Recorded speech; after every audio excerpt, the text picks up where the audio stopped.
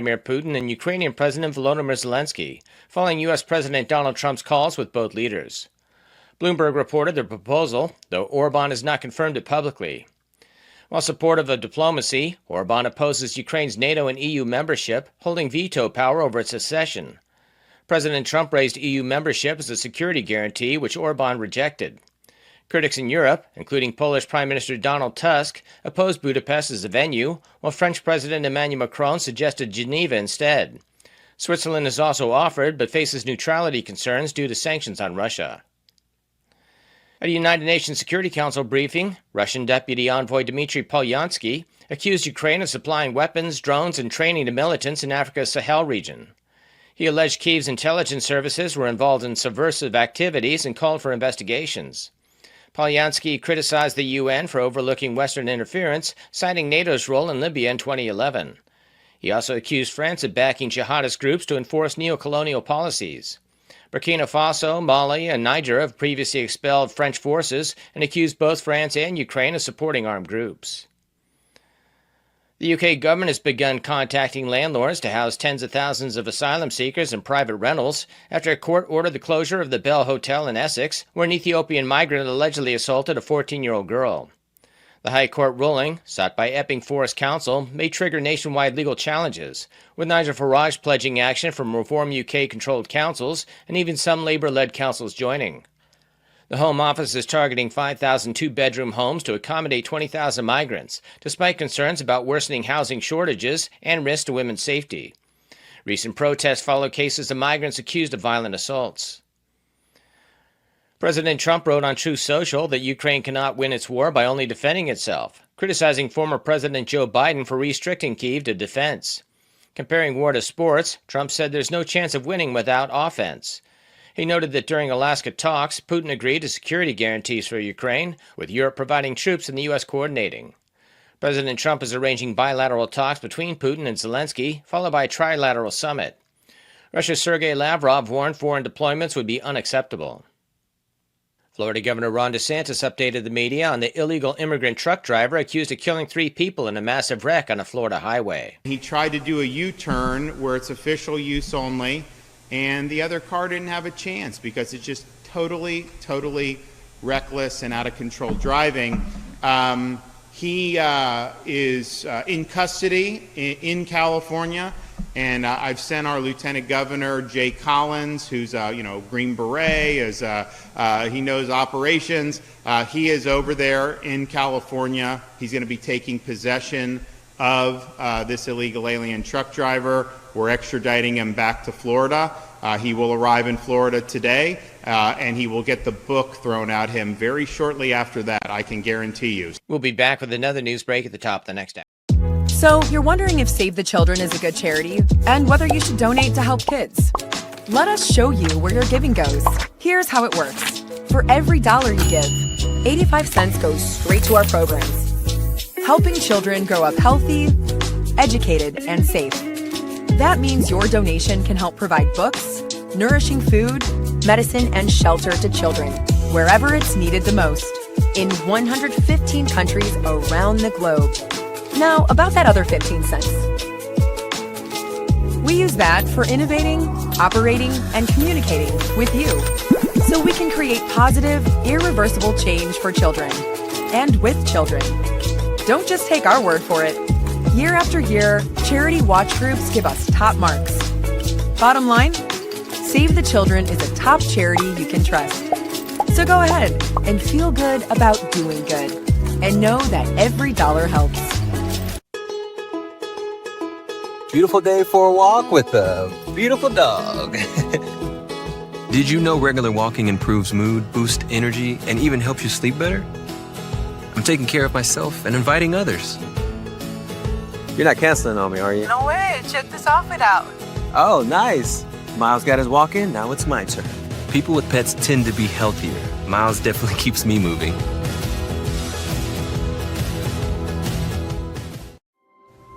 Hey, when was the last time you moved, breathed, really lived? Step outside, the world is waiting. Move, breathe, live. Choose the bus, take a walk, Ride your bike. Planet and your body will thank you, because life, it's out here. Telling it as it is. Today's News Talk. The World Today. And we're actually working. Cam's thrown in a few quarters into the slot machine, and it's amazing. It should just about... It's working fine. And we're just doing things just to make sure it's all working. We're going to keep it very brief. No clips today, or for this hour at least. But we are talking about some serious stuff with Professor Martin Sieff, who's author and a senior fellow at the Global Policy Institute at the American University in Moscow. First of all, Martin, thanks for joining us. Tell us your thoughts about the Putin and Trump get-together. It was constructive, it was encouraging, but now it looks to be running into the ground, Mike, for reasons which come as no surprise, because I think there is a strong commitment personally on both sides to get peace, but both of them are wedded to positions which have not been reconciled, and the Russians will not reconcile, and the Americans, for different reasons, will not reconcile either. The Russians believe they have won the war militarily. They made their position very clear. They've lost 100,000 dead, probably, by the best Western estimates. And that was a very high cost. So having won the war, having inflicted 10 to 15 times that many fatalities on the Ukrainians, and having a very powerful and formidable army and ammunition supply system still behind them, their position is, we paid big for this. We were ready to settle for peace under an infinite number of terms, but you in the West kept blocking it for the last 3.5 years. We are not going to accept less than our maximal terms now. The president and the West in general are not ready to recognize that reality. And that's the fundamental conflict. And so the war continues, and it's likely to get worse. Yeah, it's an interesting scenario, and we have a collective of the Three Stooges. They call themselves the European Union. How can we limit their meddling, because they are meddling and they do want war? It's difficult. And the reason it is difficult is not just them. It's because of the allies they have in Washington, among the traditional political elites in both the Democratic and the old Republican parties, the influence that they have on Capitol Hill, the dominant position that they still enjoy with their influence in the American media, and most important of all, the deep alliance between the deep state in Britain, also France, but mainly in Britain, and the deep state in the United States, all of which are committed to the traditional position, we've got to support Ukraine. I mean, there was a great deal of cynicism in this to begin with, no doubt still is, but the biggest problem is not cynicism, the biggest problem is sincerity. I keep running into people, both in the political process in London and in Washington, but also supposedly private individuals, but again, not working class people, people with degrees after the name, people who are professional, quote unquote serious, and they believe everything the New York Times and the public broadcasting service and CNN tell them to believe in America, or that the BBC and the Times and the Guardian and the Daily Telegraph tell them to believe back in Britain, on your side of the pond. And these are all cliches. They're all absurd. People don't think them through. They haven't been to any of these places. The idea that Ukraine is going to give up, it will be forced to give up at least 2 provinces. The Russians are insisting now on 4. And these are being called as lost lands of sacred Ukraine. But they're not. They're Russian-speaking provinces that in every free vote available always made this clear. They were loyal citizens of the truly independent and democratic state of Ukraine that was toppled not in 2022 by the Russian invasion, but by the United States-backed and European Union-backed and NATO-backed violent coup in 2014, which toppled a democratically elected president, President Viktor Yanukovych. It was made very clear personally to President Yanukovych that his life would be taken and that of his wife and children would be taken if he remained in Kiev. They were forced out of their own country to flee for their lives. And Senator John McCain of the United States, former Republican presidential candidate, stood up and called for the violent revolutionary toppling of a genuinely elected democratic government in Ukraine. There was no secret to this. I think you carried it on the BBC in Britain. CNN carried it all around the world. There was no secret about this. But people don't want to remember. They don't want to remember. It's too difficult for them. They want to believe simplistic, childish little fairy tales, Mike. As a result, we're heading towards World War III. Yeah, I mean, it's appalling. I think if we could sink the European Union somehow, that would be just dandy. What about Zelensky? Does he have any authority? I see that Putin is he's controlling the agenda, so to speak, with his meeting with Zelensky. Zelensky would seem to be trying to portray it as another means to his propaganda, in that he's setting the agenda. Two questions, or three questions. Does he have authority? Two, will it happen? And if so, when do you think the pleasant get-together will happen? Zelensky has authority. It is authority given to him by the United States and by the British deep state. And the position he is holding now is quite extraordinary. The tail is wagging the dog. He came to the United States to tell the President of the United States, President Trump, what to do, to dictate to him. Now, the United States has had many client states over the last 80 years, and we always tell them what to do. And we're usually not very wise about it, to put it mildly. It's often a fiasco and a sham. But it's very clear who is the boss and who pays the bills. Well, we approved the toppling of President Diem and his assassination by our own deep state in Vietnam in 1963 to clear the way for a supposedly more efficient regime that proved to be a lot less popular and credible among the South Vietnamese people, and led us just further into that quagmire. We propped up pathetic puppets in Iraq and Karzai in Afghanistan, who literally fled the country with his pockets stuffed with $50 and $100 bills. I mean, he had more portraits of Ben Franklin from the U.S. currency in his pockets than have ever appeared over the past century combined at any major U.S. National Art Gallery. And at every point, it was clear who was the boss and who was pulling the strings. You hear a Zelensky who could not last for 5 minutes in Ukraine, who is not a genuine democratically elected leader, whose government has been documented and traced as being involved in every level of corruption, child trafficking, drug trafficking, human trafficking, whose opponents are assassinated openly. Journalists have been repeatedly.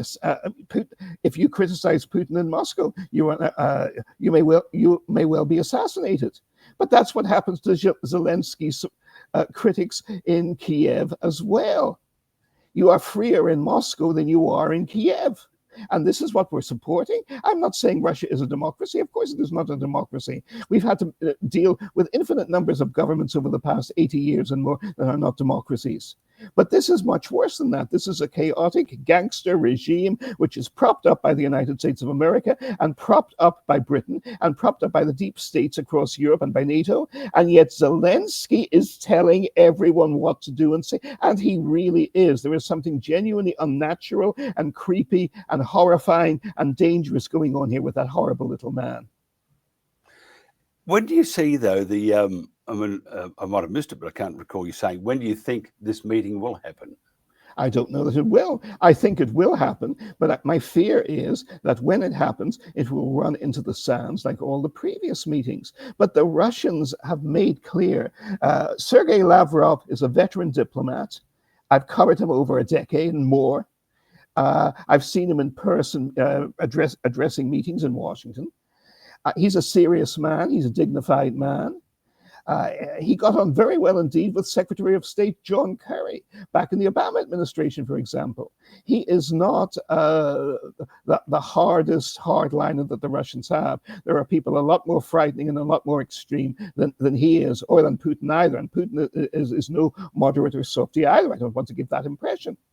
But when a man like Lavrov who is a lifelong diplomat, who is the veteran foreign minister of a nuclear superpower, says the time for negotiations has run out. We are tired of being strung along. We are tired of a Minsk peace process that lasted for 8 years, from 2014 to 2022, and that even the then Chancellor of Germany, Chancellor Angela Merkel, openly admits nobody in the West ever was sincere about. They had no intention of stopping the continual assault and killing of Russian-speaking civilians and security personnel in Donetsk and Lugansk.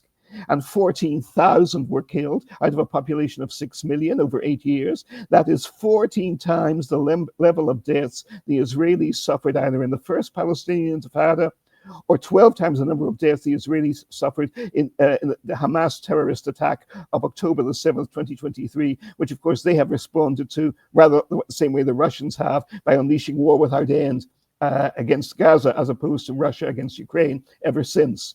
And we have failed to stop the killing in both those theaters. And if the West was united and determined, they could do it.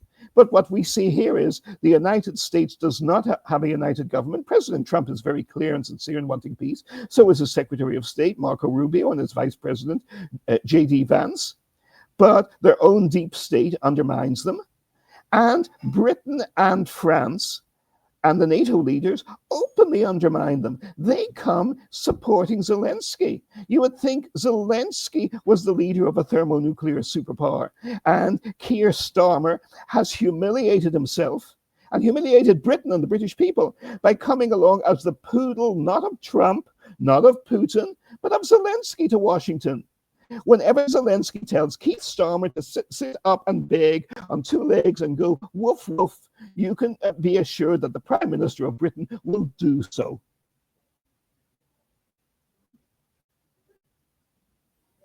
The coalition of the groveling, when they went had a meeting and put their views, and there were a lot that weren't there also, such as our Anthony Albanese saying that Putin has got no intention of any sort of peace deal, and that we need to arm Zelensky beyond all belief. What could possibly go wrong, Martin? Everything. It's already gone wrong, Mike. And you know this as well as me, if not better. And you know that. You know that. We both know that. Arm them with what? Where were the weapons? We already gave them to Ukraine. We didn't teach the pro-Ukrainian troops how to use them. We had British... there's something I'm sure that outside your channel is never discussed in Britain, and it's horrific and it's terrifying. The level of British generalship in World War II was admirable, impressive, magnificent, very high, led by, as high as could be led by Field Marshal Alan Brooke and Field Marshal Montgomery and Field Marshal Bill Slim. The level of British generalship in World War I was monstrous, contemptible, genocidal. They sent 1.5 million British and British Empire young men to their deaths for nothing. And they couldn't even get more than a few hundred yards, not even miles, on the Western Front. Monstrous, despicable, disgusting. But the level of generalship we see today from both Britain and the United States, supposedly advising the Ukrainian military, who don't have a clue themselves. I mean, the country was only created in 1989. Its institutions are still very young, very weak, and were, even before they were shattered by the 2014 coup, even before the adventurers and yes men paid by the US government and by the British government for money also that ultimately comes from the United States, went through to them. It is British and most of all American military leaders, so-called, who have been advising, quote unquote, the Ukrainians on what to do. It is they who pushed them into the bloody, horrific offensives of the past 2 or 3 years that have now cost up to 1.5 million Ukrainian lives. Now, these figures, I'm sure, are never seen in The Guardian or The Times or the BBC, but they are serious and documented figures. The US military intelligence people privately discuss this all the time. They are openly discussed by retired senior US military officers on the internet. They are confirmed to these serious and well-connected people by satellite reconnaissance of mass Ukrainian graves that the Ukrainian authorities have had to dig for their own poor soldiers. And what have they got to show for it? Nothing. If there was a peace deal, and part of the question is, does Russia actually need a peace deal because it will achieve what it wants to achieve in the very near future? But if there was a peace deal, could you see Russia conceding or going back on their demands in any way at all? I can't personally. I don't think they need to. And I think the demands are very reasonable, considering that they're giving Ukraine and NATO a real walloping, as we would say. I'm in 100% agreement with you, Mike. Absolutely. You've nailed it. They are still talking about a meeting, a peace deal. What can they achieve? Here's the thing: if they have a peace deal, what might happen is, or what will happen is, less people will be killed. However, the end result will still be the same. So surely, if they want to say, okay, if Zelensky says we need to have peace, which he doesn't want to because he has the coalition of the groveling behind him, but reality says they have to stop. They need to stop now, otherwise there'll be nothing left at all. And if you look at Gaza, for example, there's an example of nothing left at all. If you want Exactly. to break the spirit of the people, which Zelensky doesn't, because he doesn't want them to lynch him, and they will do that. Yes. What Putin is asking is very reasonable. What he should do is say, okay, let's move forward now. Let's just stop and move forward. I see the retardant being, one, the financial rewards for him. I see the financial rewards for his cohorts.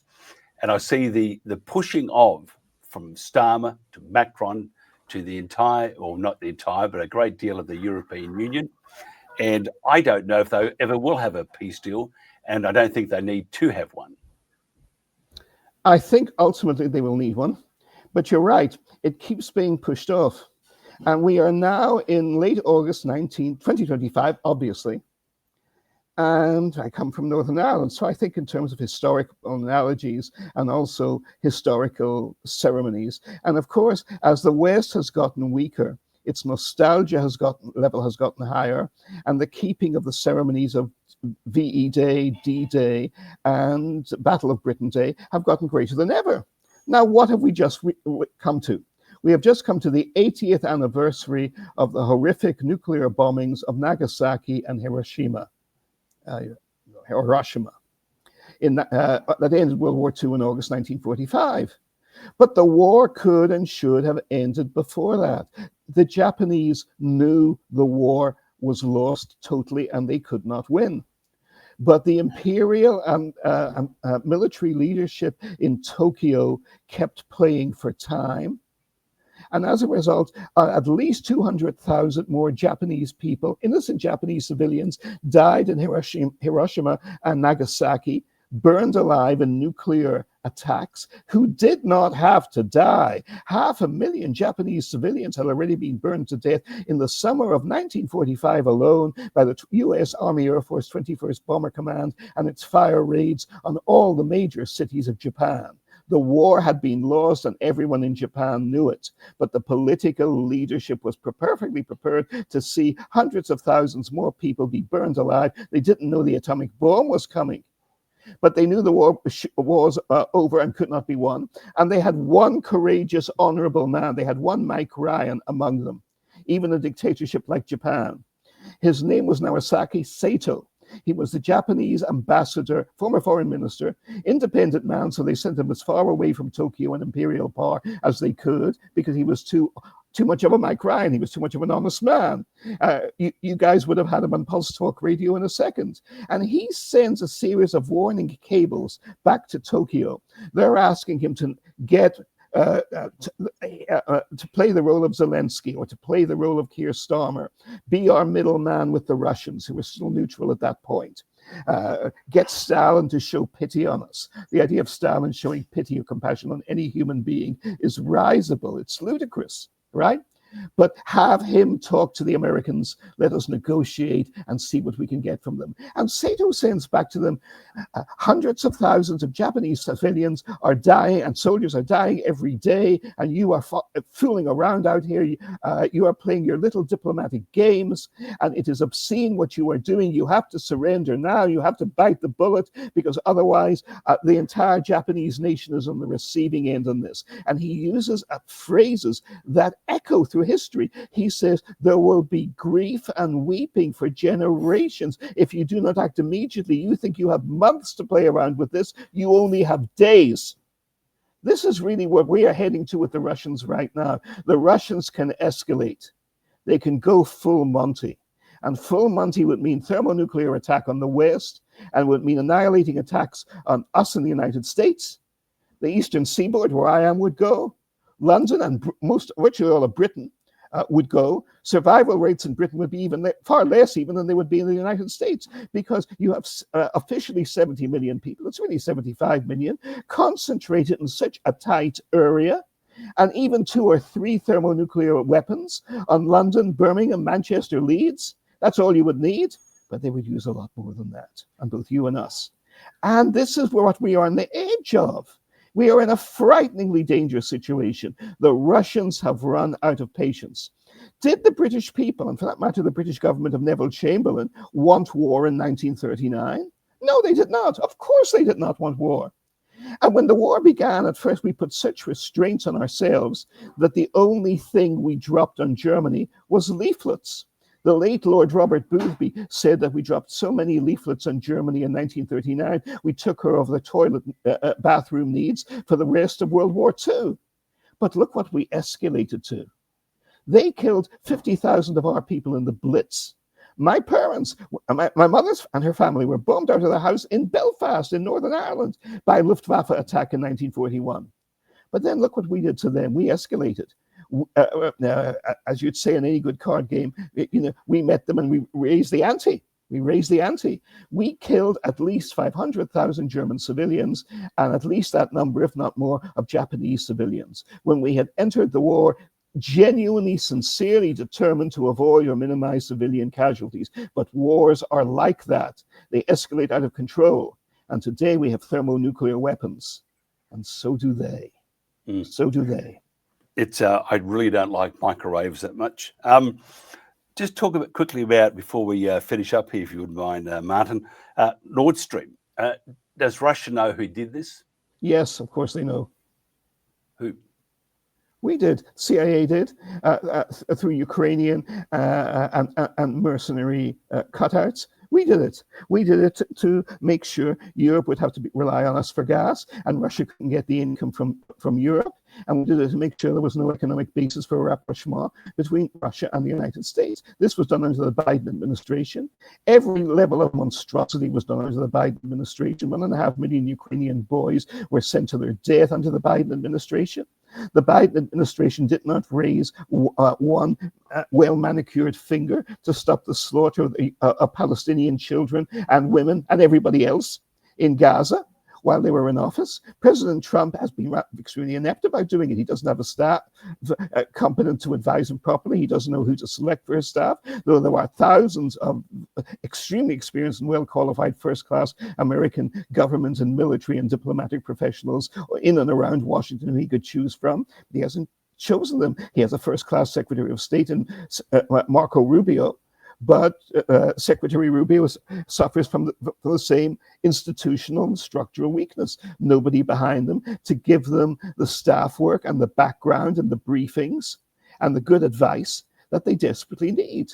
Harry Truman only had 4 or 5 serious advisors with him in Potsdam in 1945, though he had a first-class, enormous support team. But those advisors were world-class. They enabled President Truman, who had been kept out of all serious policy making by Franklin Roosevelt, by FDR, until he was catapulted into power in April 1945. But he came up to speed running for many reasons. First of all, Truman was an outstanding, a very underestimated fellow himself. But secondly, and crucially, He was able to reach out for serious first-class people at the top of the State Department and the top of the Pentagon who were able to give him the advice and institutional experience that he desperately needed, and they did so. They became known in American history as the wise men, and they deserve the title. Today, we don't have that. We have lots of wise men and women, but they've all been cut out of the policy-making process in Washington. Just before we wind up, I'd like to talk about President Trump. He signed this, quote, big, beautiful deal. Everything's big, beautiful, with the EU, with energy. If there was peace within the EU and Russia, what would happen to that big, beautiful deal? And I would think common sense would say they would do away with that big, beautiful deal because it's very expensive, go back to as it was because it's way, way cheaper and more convenient. President Peace, do you think he really wants peace in this case? Because he seems to be driven by the bottom line at the moment, and it's a big, beautiful amount of money for the US. Would that be a retardant to the whole peace process that, sure, we could have peace right away, but there's a big, beautiful deal gone to God? I don't think that bothers President Trump for two reasons, Mike, actually.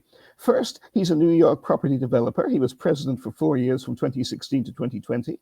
We have lots of experience in seeing what he does and what he doesn't do. He's ready to reverse positions on a dime, make a totally shameless U-turn on anything, which means he's a natural politician, because you can't have an effective political leader, especially in an open democracy, who isn't that way. The most successful British political leader in my lifetime, in terms of the number of elections he won, was a useless slimeball. But he was a sweet, nice, well-meaning man, Harold Wilson. But it was Wilson who said a week is a long time in politics. So yes, Trump could pivot on the deal in a second. And secondly, Trump is a simple man with simple goals. His main goal and ambition is very clear, and he talks about it all the time. He's perfectly sincere. He wants the Nobel Peace Prize. He wants to go out on that. He might even retire from the presidency before 2028. He's in 78. How long can he go on? Joe Biden was a useless joke, should never have been president at all. I mean, if you look at the way he walked, the man could not walk without a colostomy bag. Could not. I mean, just look at any picture of him. Don't take my word for it. Exactly. And nobody, this is my outrageous Ulster background, telling people what's staring them in the face and what they refuse, therefore, to see in the first place. And of course, you're cursed with the same benighted curse of clear sight and honesty. What can you do about it? You know? Mm. But that's it. And the final point is President Trump is a conflicted man. He genuinely wants peace, but he doesn't realize what he has to give up to get it. I don't think he even consciously realizes there is a conflict, as you have so clearly pointed out, between the big, beautiful deal and the peace deal. It's obvious to you. It's obvious to me. It's obvious to anyone who listens to you. But it's not obvious to the President of the United States. There you are. I see, I keep saying we must wind up, but I'm enjoying this conversation, so I apologize for my procrastination in winding it up. But I look at Trump, and I do agree with a great deal of things he's doing within the borders of the US. I look at him on the outside of the borders, on the stage in the real world, and I see that he's floundering. Will he even it up so that he does a great job within and a pretty good job outside the borders? I would say increasingly unlikely. And the main reason I maintain for that is simply, if this was the Trump of 2016 or 2018, better chance. But simply, he is older. I mean, I'm an old guy. He's even older than I am. And he has the continual daily grinding pressures of the presidency on him. And the workload alone of the presidency kills its owners if they don't watch out. I mean, Lyndon Johnson was an invalid when he left the White House after the Vietnam War and died of natural causes a few years later. Franklin Roosevelt was a dying man when he was re-elected for a fourth term in 1945, and he was dead within 4 months within taking the oath of office. Woodrow Wilson and Warren Harding were both physically broken by the presidency. Now, these days, there is infinitely better healthcare. There is infinitely greater staffing backup, but the pressure is unrelenting. And the president shows this. And I don't believe he's senile. I mean, it's shameful for people to accuse him of being senile when not one of them said a word about Joe Biden, who we could all see at firsthand in Washington in 2021 was senile and incompetent and didn't have a clue what was going on for all 4 years of his presidency. Or Kamala Harris as vice president and Democratic candidate, she won not a single Democratic primary to become the Democratic candidate. She was appointed by fiat by the people around Biden. Biden himself doesn't seem to even have the wit to know what was going on. And that such unqualified, incompetent, empty-headed people in this can be claimed as credible national figures when President Trump is questioned at every point is a lie and a hypocrisy, and it is shameful. It is not cricket. It is not fair play. It is the way Leeds United used to play when I was a kid. It is dirty play. It is Leeds United play in the old days. Of course, I would not dare to slander the great Leeds modern teams of today, God forbid. But there we are. But that's the problem. The president is old. The president has endless pressures on him, pushing him in the wrong direction. The president's instincts are genuinely honorable and well-meaning, and on economic grounds especially, remarkably sound. But will he actually have the physical drive, the mental competence, the serious staffing around him in his personal staff to push these changes that you rightly see as essential through? I hope so. I pray so, but I doubt it. Yeah, we missed the joyous sound of laughter from the White House. In Kamala's case, it was cackling, and we don't miss that at all. Too, Martin Sieff, thank you very much for your time. If somebody wants to find out more about you, or get in contact with you, or just support you, how will we do that? A pleasure and a privilege. Thank you so much, Mike. And by the way, how will we get hold of you, Martin? If somebody wants to contact you or find out about your writings or more about you, how would they do that? Oh, actually, I'm not too sure. First of all, look at my seminars on YouTube. Just look for Martin Sieff. And they're on everything from the authorship of Shakespeare to why my reverence for George Orwell, and why General Grant was the greatest American general. And I revere, of course, Field Marshal Montgomery too, greatest general of World War II, no question. And you'll find seminars from me all over YouTube. And buy my books, which should be available from Amazon.com. And I'm going to be starting a new talk blog myself. The plans for it are, to my own aging cynical eye, are actually surprisingly far advanced. But it's due to be starting in late October, and I hope to be networking with you personally and with Pulse Radio News on that too. When it comes up, I need to push that. So look for my books, and they should be available on Amazon.com, and look for my seminars on YouTube. And if you contact me, I realize there has to be a filter on these things, but hopefully go through your staff at Pulse Talk Radio. You guys have your permission to pass on any email that sounds reasonable and not too abusive or personally threatening to me. Of course, I usually get a majority of that. Thank you very much. Good on you. Thank you, Martin Sieff. Thank you very much. This is The World Today. Be safe, honey. No matter where you go, always gear up before hitting the road. Respect road laws and riders, too. Look twice. Stop early. Stay aware. Ride safe. Being tough doesn't mean taking risks. Ride smart, share the road, and get home to what matters most.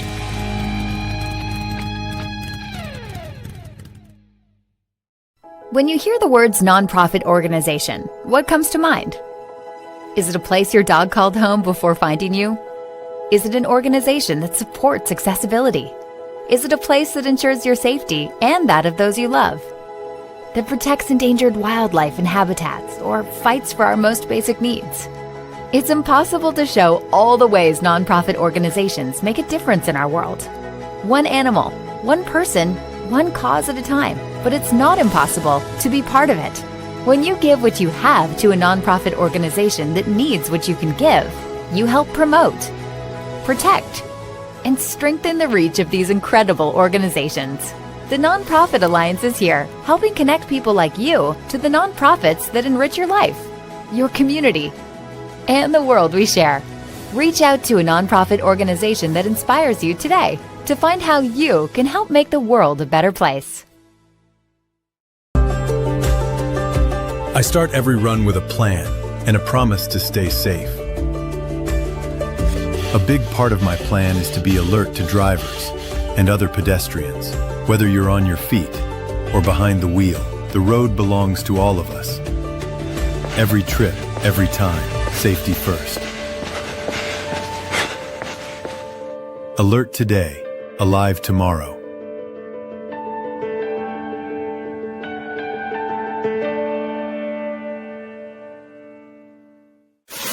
We're today's News Talk, the world today.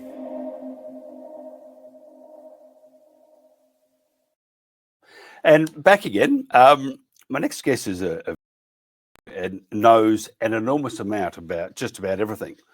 And so he tells me. Before we get into that, we're going to be looking at redistricting. Now, Texas has finally eliminated racially gerrymandered congressional districts. Now the Democrats will sue to restore the discriminatory maps, according to a post on X. Another one here, redistricting battle across the nation. It says here, Texas and California take up gerrymander fights. That's from Fox News. And Texas' new U.S. congressional redistricting map eliminates both Reps Jasmine Crockett's and Al Green's seats in 2026. Timothy Shea, thank you for joining us. Can you tell me, what the hell does redistricting mean? Always a pleasure, Michael. And redistricting is how the sausage gets made, okay? What they do, and the software now is so sophisticated, they literally do it house by house. We only have 435 representatives in Congress, in the House of Representatives, the lower house of Congress. So is the country's population as determined by the census by 435, and they parse them out amongst the states. So my New York state had 40 electoral college votes. We had 38 representatives and 2 U.S. senators when I first voted in 1980. We're now down to 27. We only have 25 reps and our 2 senators. And that's all because of redistricting. Population loss leads to redrawn district lines. I've been a victim of redistricting here in New York 22. They just added Onondaga County, which is heavily Democrat, in order to skew my New York 22 into the Democrat column. It's been traditionally Republican ever since the district was created. So basically what we have is, once again, the hypocritical Democrats rushing to court saying, Your Honor, it's unfair to have them stop us from cheating. If we can't cheat, how are we ever going to get elected? The question is, why are they doing it now? Because they're doing it now because they have a rationale. Okay. Really? I've already gotten reports out of Texas that Medicaid medical appointments are going unfilled. The patients aren't showing up and they're not able to be reached by phone. It's like, maybe they're not here any longer. And now last week we found out that there are 55 million foreign nationals here on visas. If Mike, if you had asked me over the nice, thick, juicy steak that you owe me last week, how many visa holders would there be in the United States? I would have told you 5, maybe 10 million, but 55 million, and plus all the illegals. So I think ultimately our next census, whether it's next year, as the president has indicated he'd like to see as a remedial census, because this 2020 census was so crooked, just like the election, or the regular census that'll be done in 2030. I think you're looking at a United States of America with 240 million citizens, not 320. Oh, that's incredible. What are the outcomes so far, by the way, of this redistricting? Truly, it's a horrible word. I cannot stand it. Well, nothing has been done yet. Okay, Texas says that they're going to do 5. They passed a bill with 5. They promised 10. So, of course, delivering 5, that's pretty good for Republicans. Usually they're a lot weaker than that. Gavin Newsom's talking about redistricting in California. It hasn't happened. There's been a lot of talk. None of it's happened.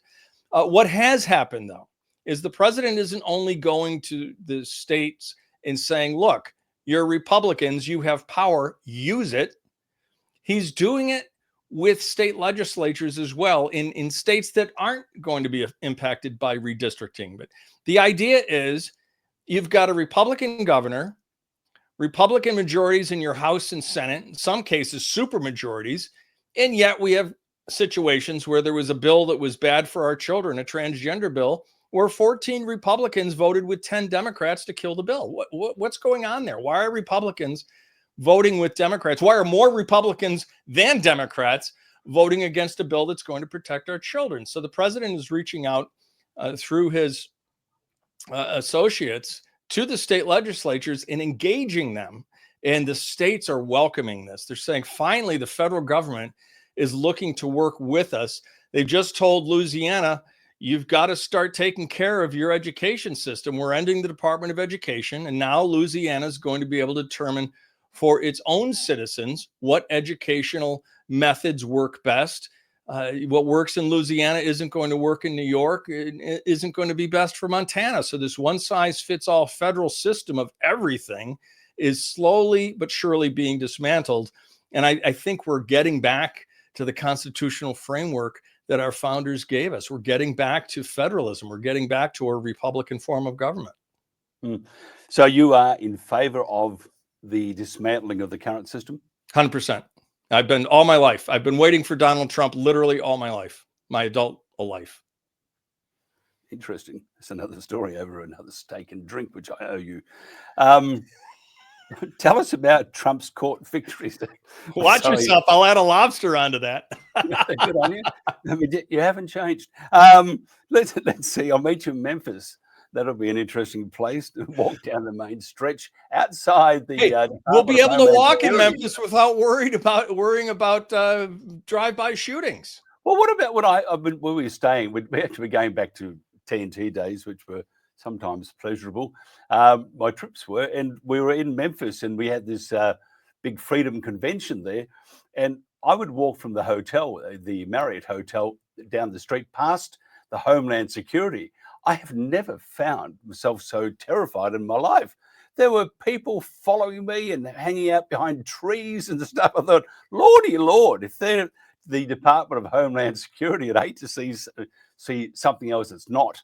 But anyway, Trump's court victory a few days ago. Tell us more about that and how it could possibly change the landscape for some. Well, this is just the first half of it, right? And of course, Tish James, who's going to be in prison this time next year, I believe, at least she'll be on trial, is, had to go out there and say this shows that we were correct and that the appeals court validated that we were correct in getting this conviction because, they did away with the ridiculous fee penalty that we imposed, but they upheld the injunctive relief, meaning that Trump can't be on the board of any of his companies for a period of 3 years, et cetera. But what they miss, Mike, is that in our system of jurisprudence, now that he's won on the penalty phase, the prosecution, the state cannot appeal that. Okay. And what he can appeal, however, the fact that the injunctive relief imposed remains. So they're going to take this up to the Court of Appeals. And if the Court of Appeals doesn't kick the whole case, which I believe it will, certainly the Supreme Court will. The U.S. Supreme Court. It's interesting times. I see that because I look at all the indiscretions that were carried out the past 4 years being all undone at this stage. Did you see anybody from the Democrats that won't be jailed? Oh, yeah. I think a lot of people won't be jailed, but a lot of people will. I think the reason they went after John Bolton was because that Bolton is the quintessential DC insider, the guy that's always hanging around the periphery of the administration. He's got some sort of job or another, but what he's basically doing is collecting information that he then sells. And everybody in DC does that. I mean everybody, representatives, senators, lobbyists, anybody associated with the government in any way, shape, or form is there to collect information, to make contacts that they can then sell. And I think Johnny got caught with a couple documents up hidden behind his stash. It's the stash, we're calling it. And he committed the egregious sin of likely selling those to Qatar, which is the largest state sponsor of terrorism now that Iran has been neutralized.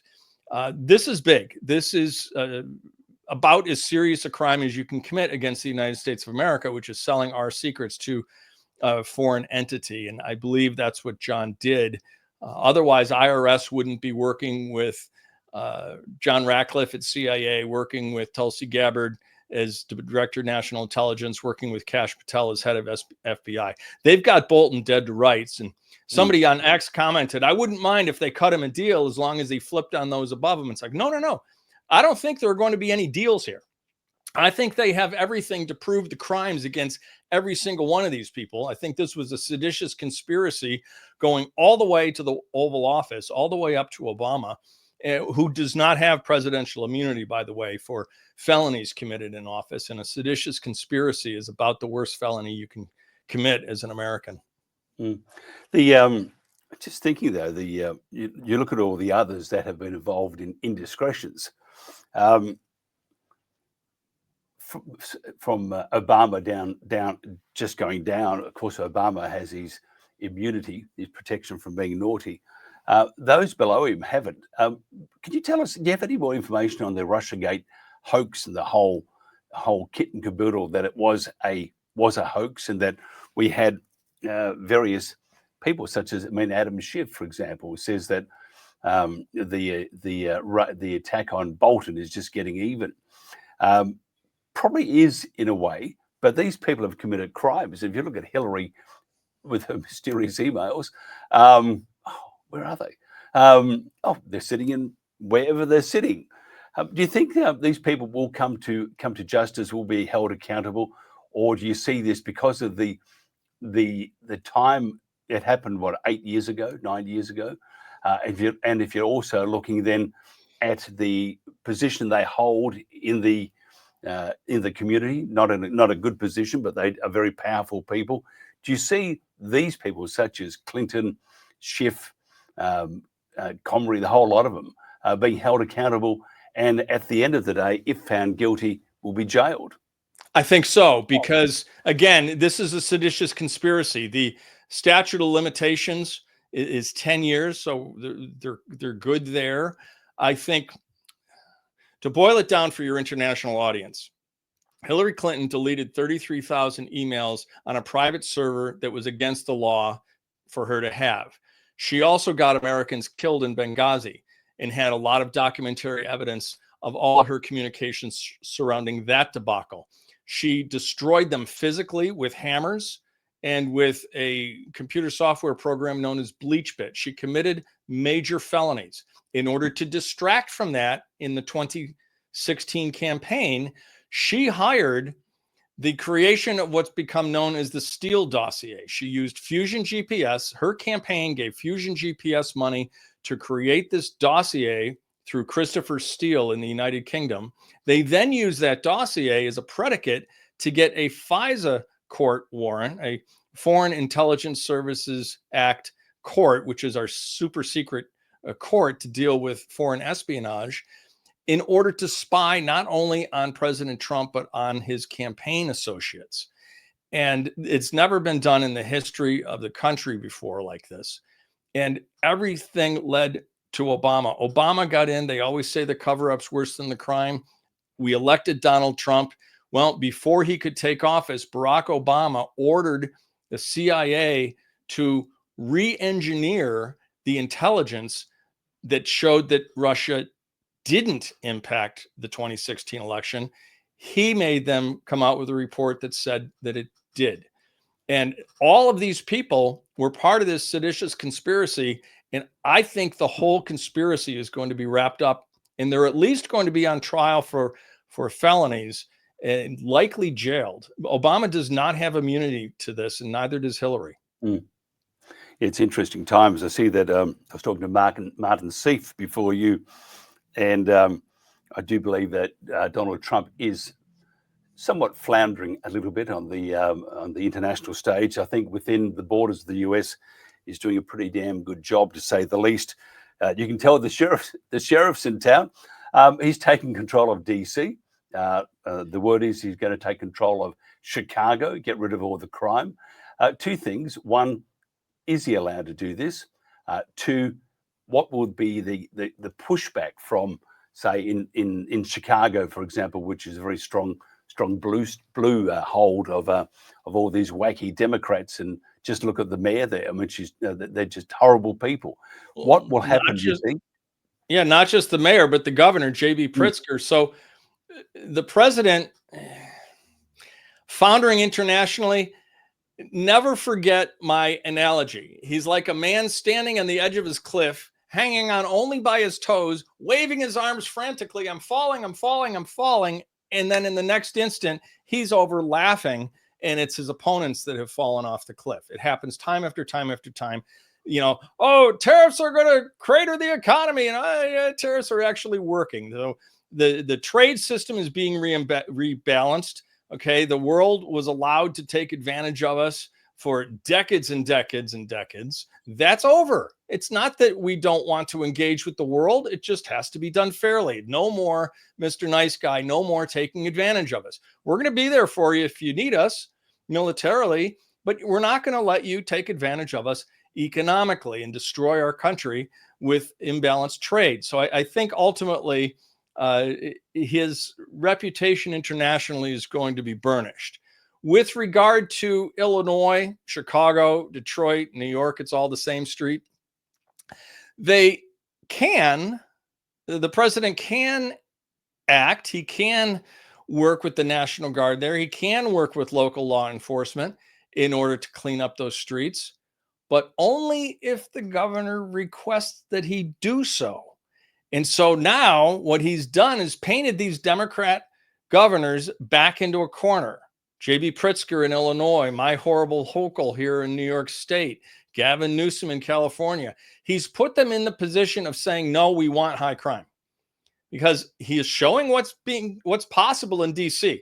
DC was just a test case. He's like, if you'd like your city to look like DC, then let us help.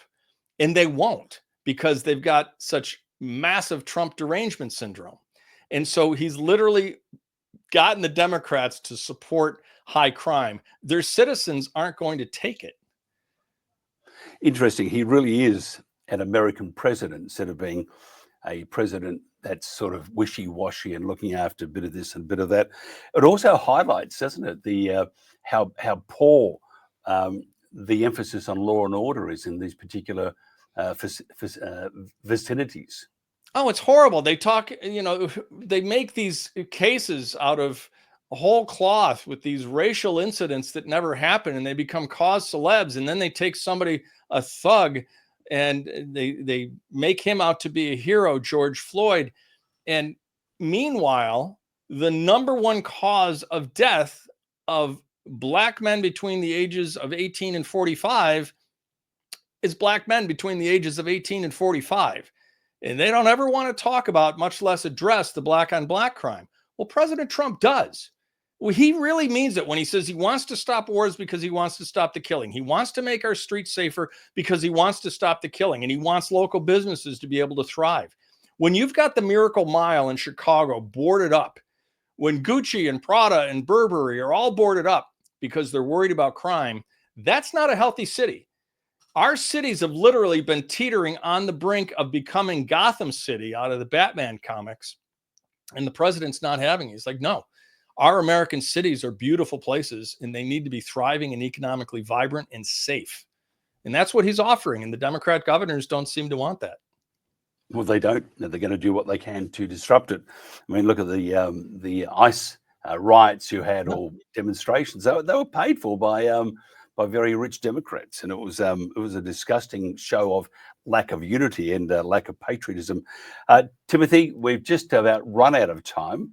I know you're at on X at The Reckoning, TNT. Thank you so much for that part.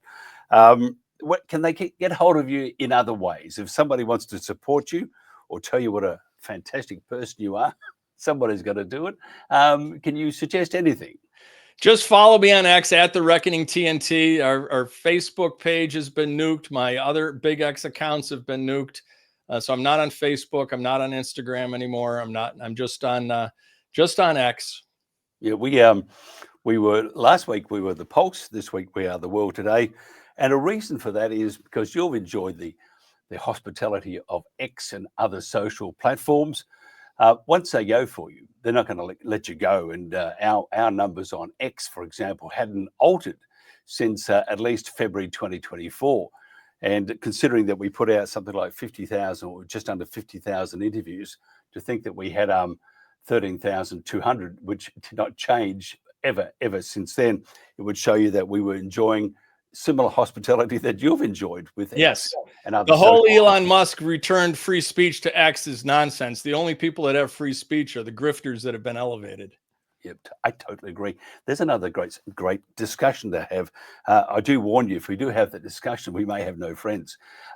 I don't have any friends anyway, other than you, so that's okay. Oh, and I will buy you that steak. Yeah, the check's in the mail. Timothy, Shea, thank you very much for your time. This is The World Today.